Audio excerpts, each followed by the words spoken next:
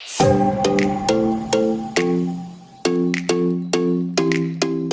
everyone, so welcome back to this channel. If you're new here, please click the subscribe button and the bell down below to get notified every single time we post a new video. And if you're back, then welcome back to the Public Girl Nation. We're so glad that you're here with us today. So today I want to talk about the difference between self-control and self-discipline. Those two words are thrown out a lot in motivational quotes, in just daily conversations with a lot of people. You know, you need to gain self-control, you need to have self-discipline. But what does that actually mean? And what does that actually entail? So today we're going to talk about the difference between self-discipline and self-control. Self-control is when you control your emotional urges. It's when something is happening in your life at the moment and you try not to react to it. Or if you're on a diet and you see a chocolate bar right in front of you, you try to control that. That's self-control. That is a short-term way of thinking and short-term way of adapting habits. It's something that's very temporary and very short-term. Self-control, like I said, is just resisting those emotional urges. Self-control comes in handy though when you're presented in a situation where you don't know what to choose, where there's something at hand and you have to reflect on your morals and your beliefs and your vision and see if it suits your long-term goals. So it's when you're presented in a situation where you have to make a decision. This is when self-control comes into play, because this is when you start making your pros and con list. This is when you start weighing up all the options that you have. This is when you go seeking advice from your friends, your family, your business consultants, and your mentors. So this is when self-control comes into play. Your self-control helps you put off this instant gratification. It prevents you from choosing this instant gratification for delayed, gratification and delayed success. So self-control is when you're just doing short-term stuff and making decisions. Self-discipline, on the other hand, is self-control over a long period of time. So over a long period of time, you've tamed these negative habits and you've created new habits, and that's when self-discipline comes into play. Self-discipline is when you take active steps to replenish your mind, your soul, your body. So this is thinking about yourself in the long term and having the self-discipline to think about what you need to become for yourself in the future. So this is when self-discipline becomes really prominent in your life. Self-discipline is when routines come into play. This is when we push for it. We really try to do our best for it. So we made a podcast a few weeks ago with one of our co-founders, Robert Airy, and we talked a little bit about routines and habits. Check out that podcast. I'll put it up here. Check out that podcast and you'll really be able to see what we mean by routines, and we really talk about why routines are needed. And this all stems from self-discipline. Routines take a while to build. Having your pure morning routine will take a while. It's not going to be an instant miracle. If you wake up 5 a.m. today, you're not necessarily going to wake up 5 a.m. the next day. But self-control means that if you don't have a chocolate today and you see a chocolate tomorrow, you might have that chocolate tomorrow, but it depends on your self-control. But self-discipline is long-term. Self-discipline is a habit.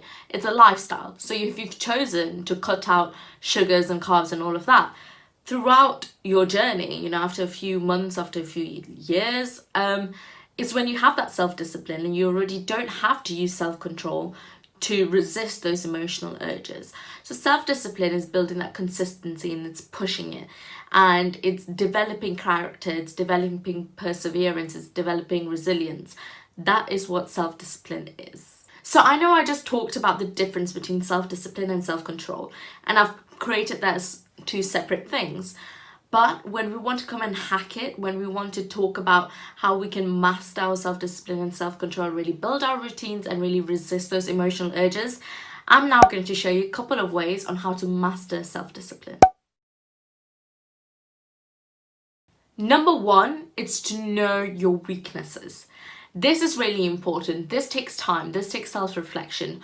You should already know there's certain things that is your weaknesses. There's certain things that you just give into. There's certain things that you do that does not help you move forward. For me, I could wake up earlier if I wanted to, right? So I stay up late, but I don't wake up that early, and I know that I should be doing stuff way early on in the day, and prioritize my easiest task first and all of that. So that is my sort of weakness that I've identified, and over time I've identified a lot of my weaknesses and I've been working on it, and now I'm a better person than I was yesterday because I've worked on those weaknesses. So take some time out to reflect on what your weaknesses are. The second one, now this is more about your short term, and it's to remove temptations. The famous quote, out of sight, out of mind. So whatever your temptations are, if it is, if you get fear of missing out and you know that you need to be concentrating on your work, on your business, but you see a lot of your friends going out and you'd rather be doing that, remove that temptation. So either don't go on social media the day that they're going out so you don't see all the fun they're having, or remove like pictures of you going out and having on a holiday, because then you'd rather be there than actually doing work. So remove those temptations, and I think that's really important. The third one is to keep yourself accountable. Now this is really important, and this is how you're going to build self-discipline. Like I said, self-discipline is about the long period of time. So if you're concentrating on really building this is how you're going to build self-discipline. And you need to stay accountable. So keep a journal, keep a diary, have a traffic light system. So if there's certain habits that you want to build according to your weaknesses and you want to remove those weaknesses, make it really positive stuff. So have a diary, write down your weaknesses or the habits that you want to develop, and create like every single day and tick it, or use a traffic light system. If you've been finding this habit really easy to adopt, then tick it green, so you know that this is something that you've developed now and you're really good at the self-discipline in this habit. If it's something that you start and then you fall off the chain again, and you start and then you fall off the chain again, that's amber. So highlight it amber. And if it's something that you find really hard to start and something that you really can't do, highlight it red. And this traffic light system will really show you on how to stay accountable for your actions, and it will really allow you to build that habit and build that accountability for your self-discipline. And the last one I want you guys to remember, you can try to build a self-discipline and self-control, but you need to forgive yourself and move forward from that. Even with our best intentions, I know we can fall short. I know there's certain things that happens in our life that really affects us in a way that is unimaginable. So we fall short and we blame ourselves for this. It's time to start forgiving yourself and start moving forward.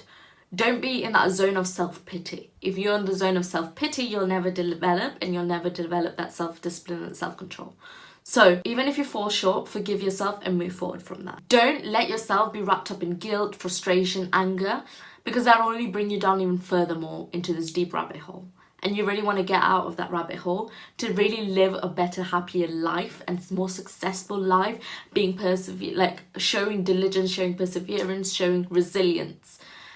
And if you're wrapping yourself up in guilt and anger and frustration all the time, you're not going to get there, because you're going to bring yourself through this rabbit hole that you can't really seem to get yourself out of. Learn from your missteps, forgive yourself, create new goals, and go for it again.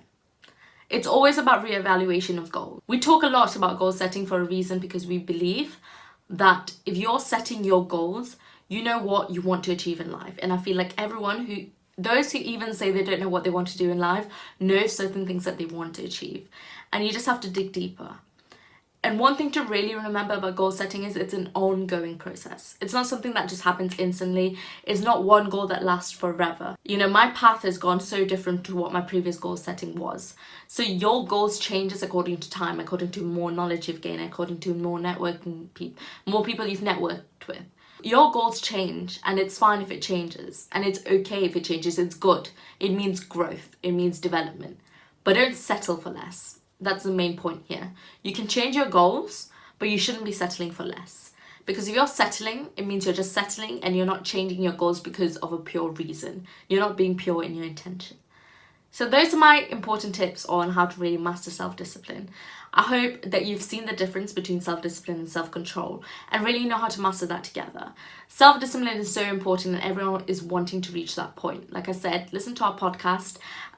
We talk a lot about routines and habits and really how to build that effective manner slowly by slowly, baby steps. Basically, we need baby steps in our life. We can't just jump the gun and go from one thing to the other. We have to go through baby steps. So thank you for watching today's video. Do subscribe to this channel, click the bell down below to be notified all the time, give it a thumbs up, and I'll see you guys in our next video on Wednesday. See you guys later.